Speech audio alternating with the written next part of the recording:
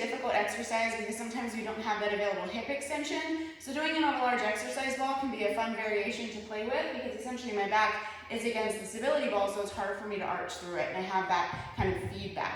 I'm going to come into that hip thrusty position. I'm going to have my hands on the ground so my ball doesn't wobble everywhere. This also allows us to keep that chest nice and open because sometimes we have that tendency for the shoulders to roll forward. So I'm thinking about them staying back, and I can breathe into the chest. I'm going to do this single leg, and as I come down, inhale, exhale, thrust up.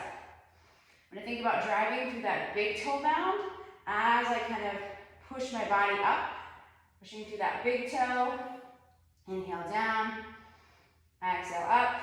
Try and keep that neck relaxed if you can. If you need to, you can take a hand behind the neck, but I would recommend keeping at least one hand down so you can kind of stabilize yourself on the ball.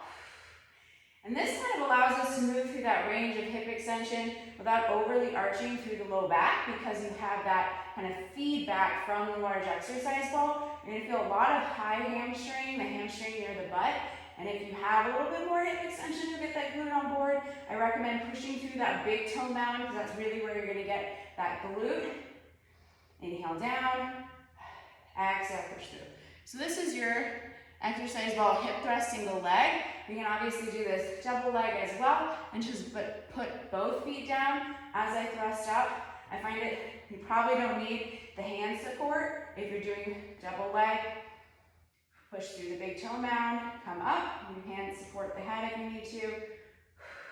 But if you're doing this single leg, and make sure you come down so the glutes relax and lengthen, and then exhale, press to the big toe mound as you come up. But if you are doing the single leg, put the hands down so you have that little bit of support as you come down and up. The ball will be a good reference point so you don't flare out through the rib cage.